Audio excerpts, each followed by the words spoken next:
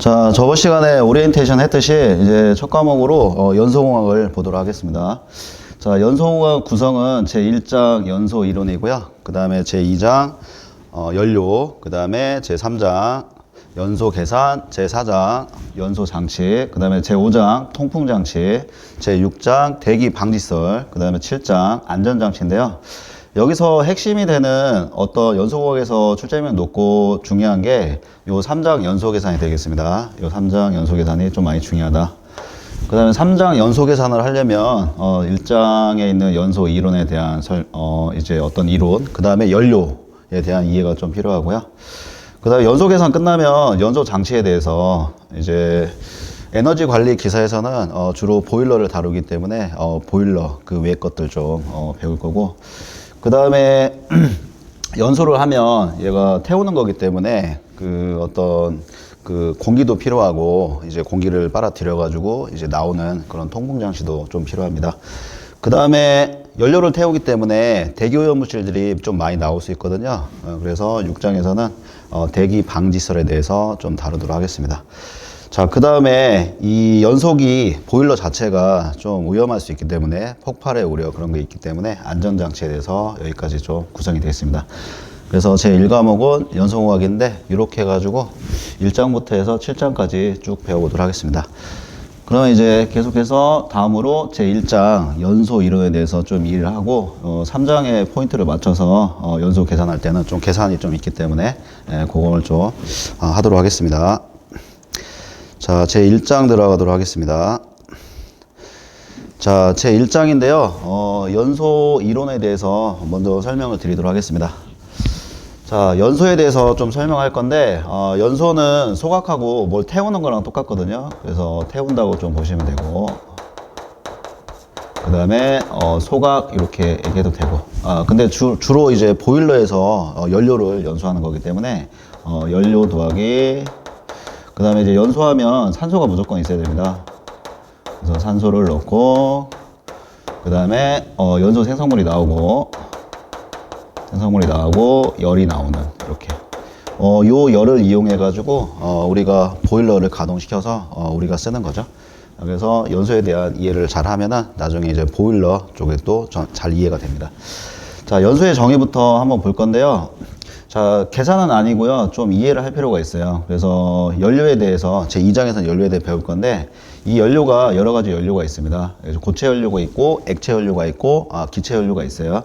근데 연료의 대표는 항상 C거든요. 그래서 자, C 더하기 O2 하면은 그 다음에 이제 연소 생성물하고 열 나온다고 그러는데 대표 반응식이 있는데 C 더하기 O2 하면 CO2가 됩니다. CO2가 되고 이제 열이 발생하는 거죠.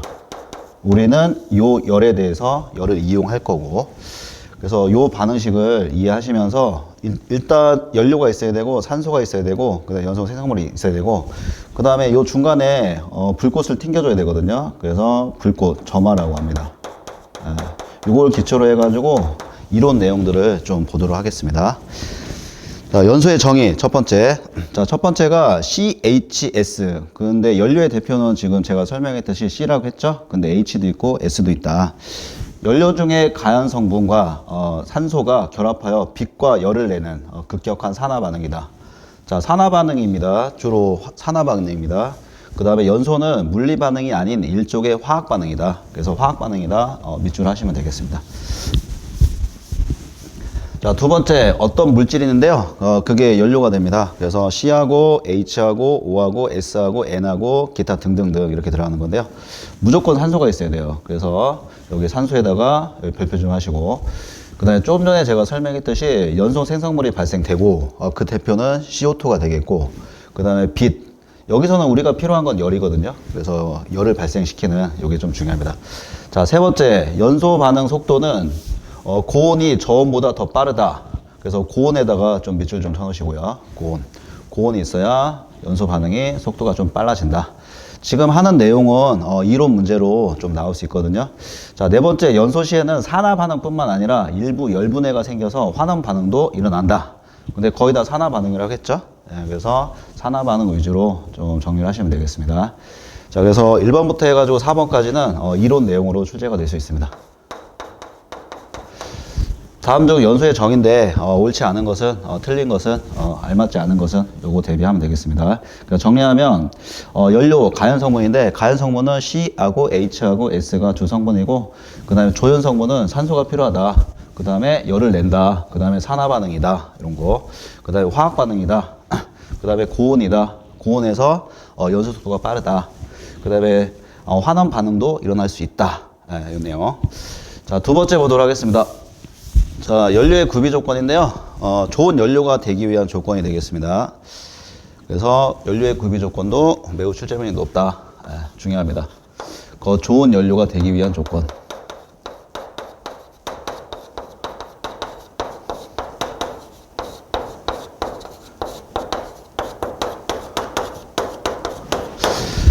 자, 일단 발열 반응이어야 되고요. 그 다음에 두 번째가 열에 의해서 가연 물질하고 연소 생성물이 온도가 상승해야 된다. 그다음 세 번째 빛을 발생할 수 있어야 된다. 요거. 그래서 연소의 구비 조건 좋은 연료가 되려면 발열 반응해야 된다. 그 다음에 가연 물질과 온도가 상승해야 되고 빛을 발생시킬 수 있어야 된다. 자, 세 번째 연소의 필수 요소인데요. 얘도 좀 중요합니다. 그래서 3요소가 있고 4요소가 있고 가연물의 조건인데요. 이 가연물의 조건이 좋은 연료가 되기 위한 조건이 되겠죠. 그러니까 연소의 3요소 요 세 가지 중에 하나가 없으면은 연소가 일어나지 않습니다. 그래서 매우 중요하다. 자, 가연물 연료가 있어야 되고요. 그 연료는 해석하면 타는 물질이 되겠습니다. 그래서 이 연료는 고체 연료가 있고요, 액체 연료가 있고요, 그 다음에 기체 연료가 있다. 그래서 요거 끝나면 제 2장에서는 고체, 각종 연료에 대해서 배울 건데, 뭐 고체 연료의 특징, 액체 연료의 특징, 뭐 기체 연료의 장단점 이런 것들을 배우도록 하겠습니다. 자, 가연물이 무조건 있어야 되고, 그 다음에 산소 무조건 있어야 되고, 점화원 얘가 불꽃인데요. 요 세 개가 있어야 됩니다. 그래서 요 세 개 중에 하나가 없으면은 폭발하지 않습니다. 연소를 다른 말로 뭐 소각이라고 얘기하고 태운다고 얘기하고 폭발이라고 얘기하는데 요 세 가지 중에 하나만 없어도 연소가 일어나지 않는다. 자, 3요소에 이어서 4요소도 볼 건데요. 가연성 물질하고 산소하고 점화원하고 화학적인 연쇄 반응까지 좀 추가했는데요. 그래서 4요소보다는 3요소가 더 중요하니까 요거를 좀 정리 좀 하십시오. 자, 가연물의 조건 볼 건데요. 자, 가연물의 조건이 진짜 연료의 조건이거든요. 진짜 좋은 연료가 되기 위한 조건. 얘가 가연물의 조건이 되겠습니다. 그래서 좋은 연료가 되려면 어떤 조건이 있어야 되냐면 일단 첫 번째가 화학적으로 활성이 강해야 되고 그 다음에 활성화 에너지가 작아야 되고 그 다음에 표면적이 클 것. 여기서 고체 연료보다는 액체 연료가 표면적이 크고 액체 연료보다는 기체 연료가 표면적이 크거든요. 요거는 매우 중요합니다. 따라서 고체 연료보다는 액체 연료가 좋고 액체 연료보다는 기체 연료가 좋다고 할 수도 있어요. 그래서 표면적이 클 것, 요거는 많이 중요하다. 자, 표면적이 크면은 화학적으로 활성이 강해지고요. 활성화 에너지가 작아집니다. 이렇게 연결시키면 되겠습니다. 그 다음에 마지막으로 열 전도도가 적을 것. 그래서 열 전도도는 기체가 제일 작아요. 그래서 고체가 제일 크고 그 다음에 액체가 크고 그 다음에 제일 작은 게 기체가 되겠습니다. 자, 기체로 갈수록 열 전도가 작고 표면적이 크고 그 다음에 활성이 강해서 활성화 에너지 작아서 좋은 연료가 된다. 그래서 고체 연료보다는 액체 연료가 좋고 액체 연료보다는 기체 연료가 좋다. 자, 가연물의 조건은 완전 중요합니다. 자, 네 번째 연소 반응 한번 볼 건데 이 연소 반응식 통해 가지고 우리가 연소 이론 끝나고 연료하고 그 다음에 연소 계산 들어갈 때 좀 많이 필요한데요. 자, 산화 반응이죠. 화학 반응이라고 그랬어요. 그래서 첫 번째 가연 성분이 산소와 급격히 결합하는 반응이다. 그래서 대표 반응식이 있는데요. 자, 탄소하고 수소하고 황이 가연 성분이었죠. 그래서 가연 성분 요것만 싹 해놓은 겁니다. 그래서 연소 계산할 때 요거는 완전 기본기거든요. 그래서 C 더하기 O2 하면은 CO2가 발생하는데 CO2, C가 연료고 그 다음에 O2가 산소인데 산소는 그 도와주는 애, 그 다음에 CO2가 연소 생성물입니다. 만약에 탄소를 1kg을 태웠어요. 그러면 8100이라는 킬로칼로리라는 열이 발생합니다. 그래서 8100 킬로칼로리 per 킬로그램. 그 다음에 두 번째 수소가 수소를 태우면 1kg당 수소 1kg을 태우면 34,000 킬로칼로리가 발생합니다. 그 다음에 세 번째 황 같은 경우에는 1kg을 태우면 2,500이 발생합니다. 지금 8100하고 34000하고 2500 요거는 듀룡 공식 갖다가 계산할 수 있거든요. 그래서 이 듀룡식이 굉장히 유명한데 요 공식 자체가 고위 발열량을 구하는 공식이 되겠습니다. 한번 적어 볼게요. 킬로칼로리 퍼 킬로그램은 이렇게 들어갑니다. 8100씩 플러스 34000 H 마이너스 8분의 5 산소, 그 다음에 2500S. 네. 자, 그래서 여기 탄소의 발열량이 여기 8100이 나왔죠. 그 다음에 수소의 발열량이 여기 34000 나왔죠. 그 다음에 이 황의 발열량이 2500이 나왔습니다. 거기서 나온 겁니다. 그래서 이 듀룡식하고 이 반응식은 같이 공부하시면 돼요. 정리하시면 되겠습니다. 자, 그래서 탄소하고 수소, 그 다음에 황에 대해서 산화 반응, 연소 반응식을, 기본적인 연소 반응을 한번 봤고요. 그때 주의사항이, 여기, 얘가 주의사항인데요. 얘가 H로 존재하지 않습니다. H 하나로 존재하는 게 아니고, H2, 수소는 H2로 존재한다. 그게 좀 주의사항이 되겠습니다. 자, 산화 반응. 연소 반응은 대부분 다 산화 반응이고, 환원 반응도 있고, 주로 흡열 반응보다는 발열 반응이거든요.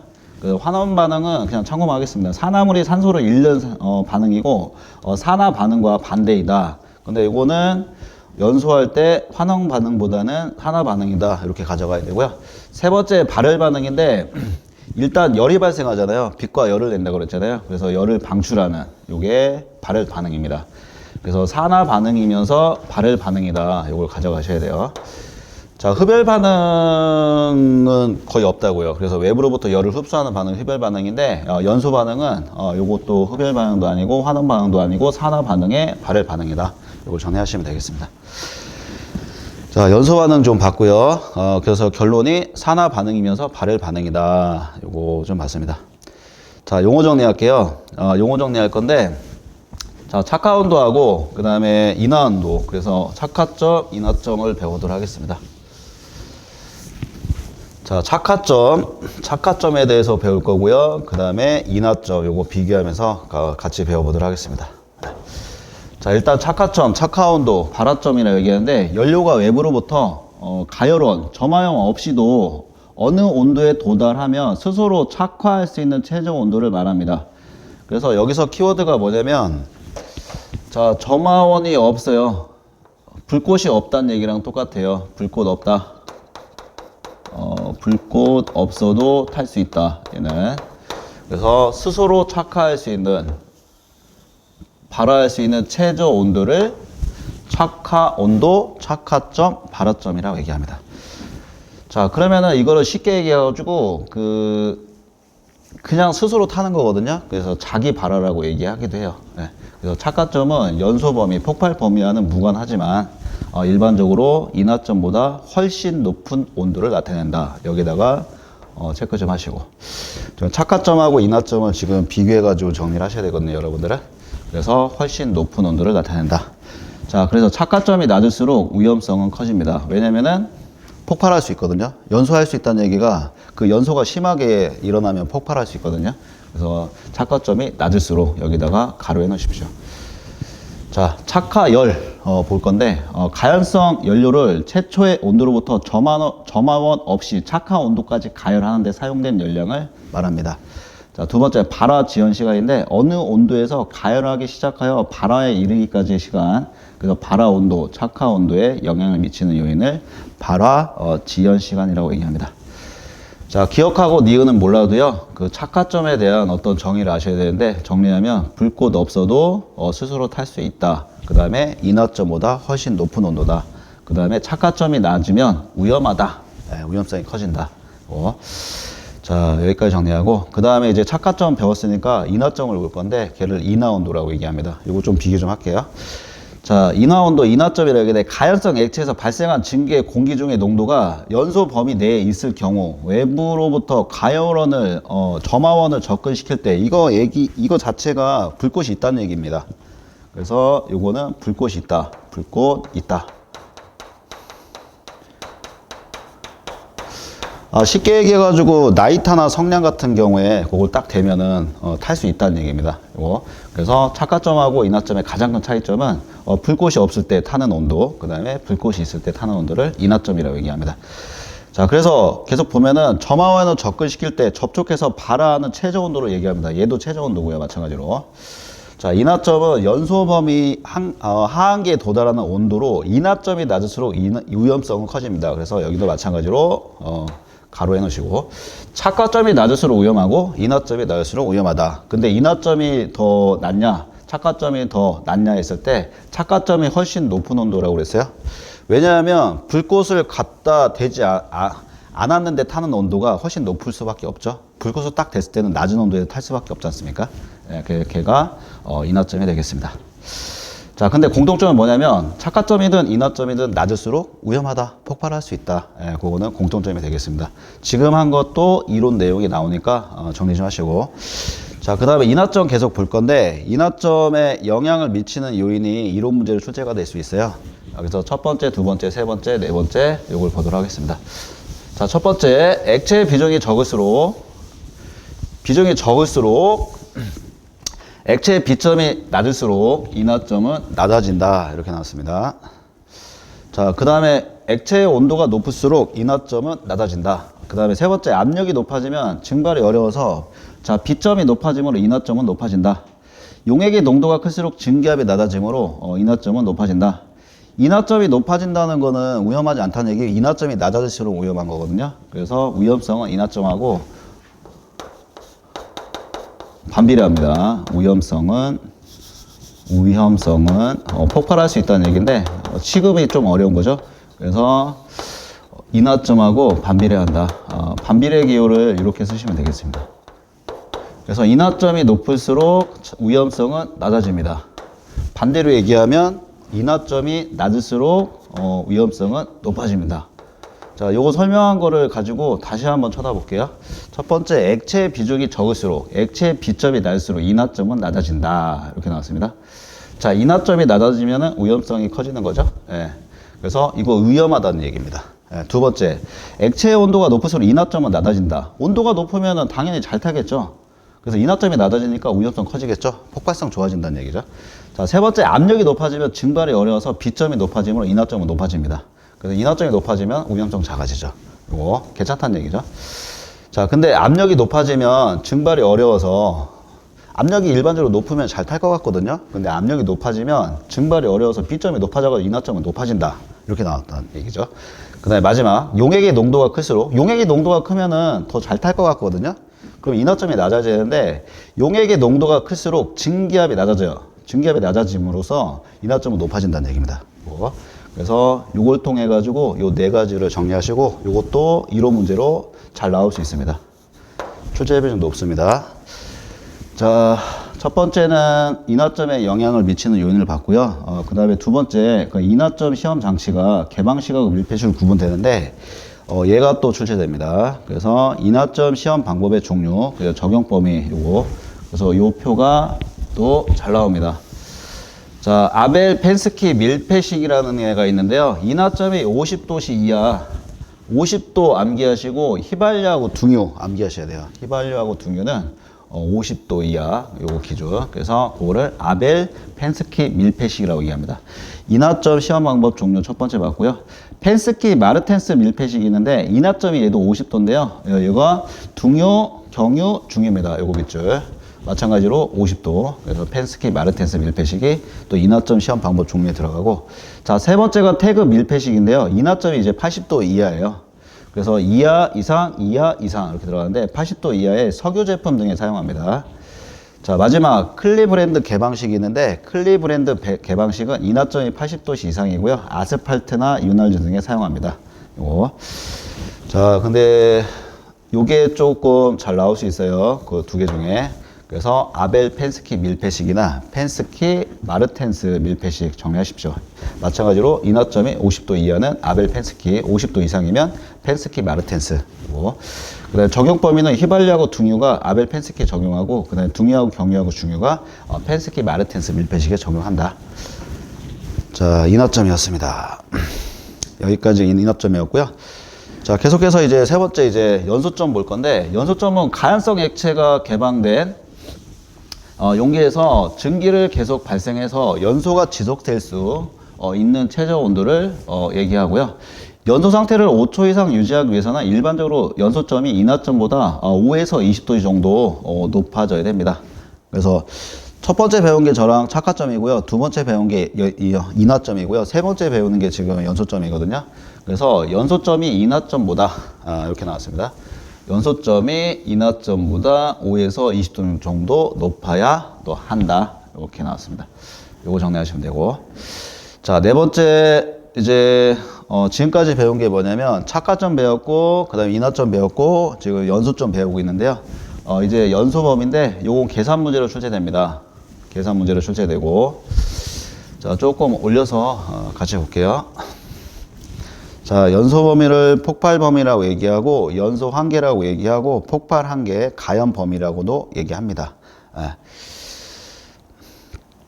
자, 가연성 가스가 공기와 혼합하여 연소할 때 필요한 혼합가스의 농도, 최저 퍼센트 범위를 말하는데 낮은 농도를 하한계, 그다음에 높은 농도를 상한계.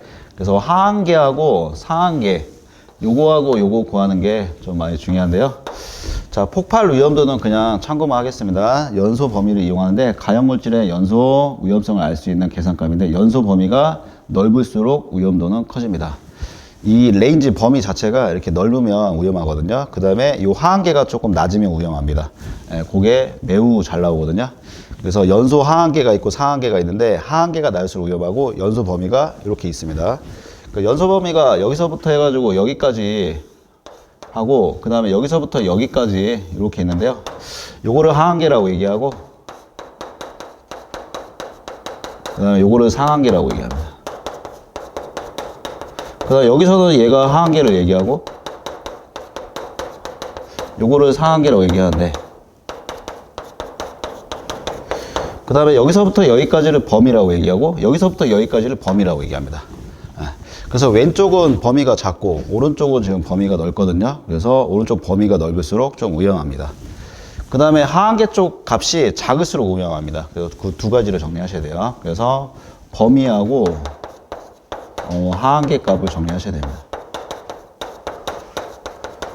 하한계 값은 낮을수록 위험하고요. 범위는 클수록 위험합니다. 지금 공식 요거 암기하는 것보다 지금 요거 설명한 거 있죠? 요게 더 중요합니다. 이론 문제로 나오기 때문에. 그래서 위험도 H는 L분의 U 빼기 L인데요. U가 폭발 상한계고요. L이 폭발 하한계. lower, upper 이렇게 나왔죠? 그래서 이건 공식이고요. 자, 계속해서 공기 중에서 연소성 가스의 연소범위인데 요거 엄청 잘 나오는데 아세틸렌하고 수소가 거의 정답일 확률이 굉장히 높습니다. 왜냐하면 저 아세틸렌 2.54 이거 좀 올려서 같이 볼게요. 자, 잘 모르면은 아세틸렌이나 수소를 꼭 찍어줘야 돼요. 요 표가 잘 나오는데 아세틸렌하고 수소가 매우 잘 나옵니다.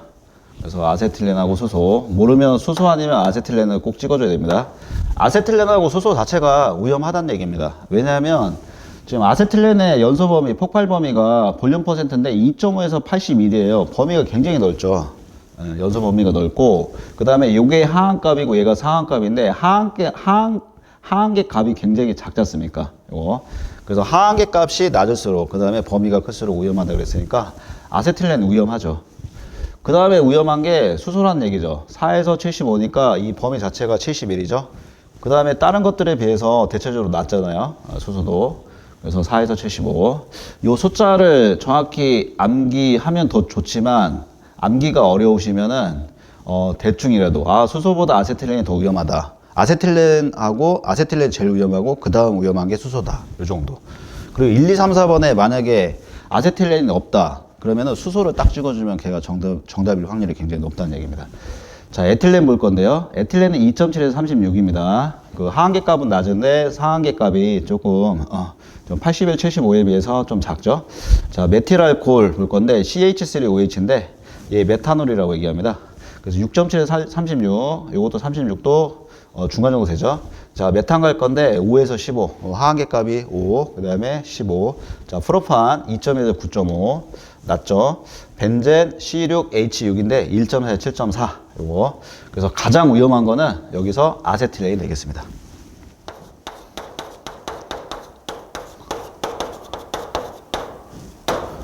이 표에서는 아세틸렌이 가장 위험합니다.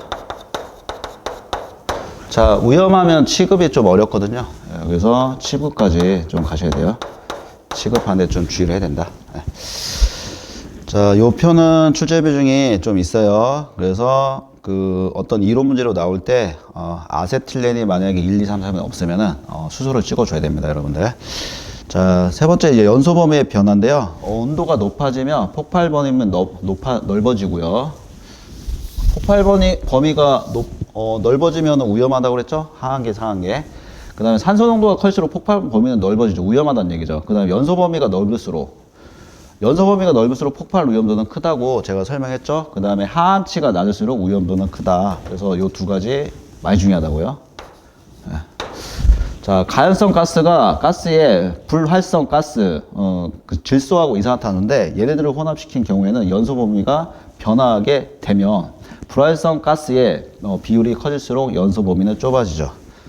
불활성은 얘는 그 가연성 가스가 아니기 때문에 얘가 많으면 연소 범위가 좁아지니까 위험하지 않다는 얘기죠. 안정하다는 얘기죠. 그다음 이중용기를 사용해서 가스의 압력이 높아지면 폭발 하한값은 약간 낮아지나 폭발 상한값은 크게 높아지므로 고온 고압의 경우 폭발 범위는 넓어지게 되어서 위험도가 증가할 수 있다. 네. 자, 여기까지가 이론이고요. 이제 폭발 범위 계산식인데요. 매우 거의 출제 비중 거의 100%짜리인데요. 르 샤틀리의 법칙 요거 볼 건데요. 하한계 값도 얘로 구하고요. 상한계 값도 얘로 구합니다. 그래서 요 공식을 좀 정리하셔야 돼요. 그래서 요 세 가지 물질인데 지금은 그 세 가지가 있을 수 있고 네 가지가 있을 수 있고 다섯 개가 있을 수 있고 그다음에 n개가 있을 수 있습니다. 근데 여기서 지금 잘랐기 때문에 더 있을 수 있는데 세 가지만 보도록 하겠습니다.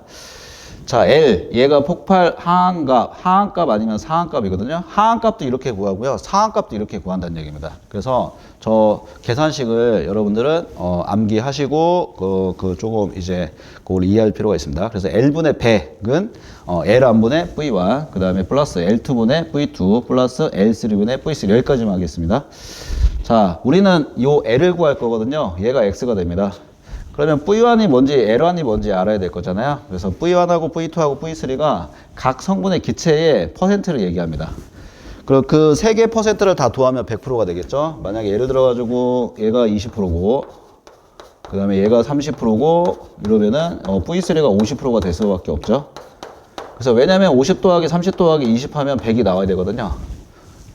그 다음에 L1, L2, L3 볼 건데 그 V1에 해당하는 어떤 기체 성분이 있을 거 아니에요. 걔의 폭발 하한값 아니면 폭발 상한값이 됩니다. 그래서 L1은 폭발 하한값이 될 수도 있고 폭발 상한값이 될 수 있어요. 그 기체. 그 다음에 L2는 그 기체, 요 30%에 해당하는 그 기체의 폭발 하한값이 될 수도 있고 폭발 상한값이 될 수도 있고 마찬가지로 L3도 그 기체의 폭발 상한값이 될 수도 있고 폭발 하한값이 될 수도 있고 여기. 그래서 하한값도 폭발 하한값도 이렇게 구하고요. 폭발 상한값도 이렇게 구합니다. 그래서 얘가 계산 문제 100%다. 거의. 그 1장에서 계산 문제 나오는 것 중에 가장 출제율이 높은 거, 좀 중요 빈도로 따진다면 얘지 않을까. 그래서 L분의 100은 L1분의 V1 더하기 L2분의 V2 더하기 L3분의 V3 해서 요 X를 찾는 요 계산 문제가 잘 나옵니다. 자, 폭발범위 계산식이었고요. 자, 그 다음에 최소 착화 에너지, 요거는 참고만 하도록 하겠습니다. 최소 점화 에너지라고 하기도 하고, 정해 볼 건데, 가연성 혼합기체를 점화시키는데 필요한 최소 에너지인데요. 착화 에너지가 감소하는 조건 한번 볼 건데, 최소 착화 에너지가 감소하는 조건. 자, 온도가 높을수록 잘 타겠죠? 압력이 높을수록, 그 다음에 연소 속도가 빠를수록, 그 다음에 열 전도율이 작을수록, 분자 구조가 복잡할수록, 산소 농도가 클수록, 따라서 질소 농도는 적을수록. 질소라는 것 자체가 불활성 가스라고 얘기했죠? 그 다음에 불꽃 방전 시 일어나는 에너지의 크기는 전압의 제곱에 비례한다. 제곱 좀 일주 좀 쳐주시고. 그 다음에 공식이 나왔는데 공식을 암기할 필요 없고요. 여기 제곱을 체크하시면 되겠습니다. 그래서 제곱에 비례한다. 자, 여기까지였고요. 자, 연소의 종류와 상태는 조금 쉬었다가 보도록 하겠습니다.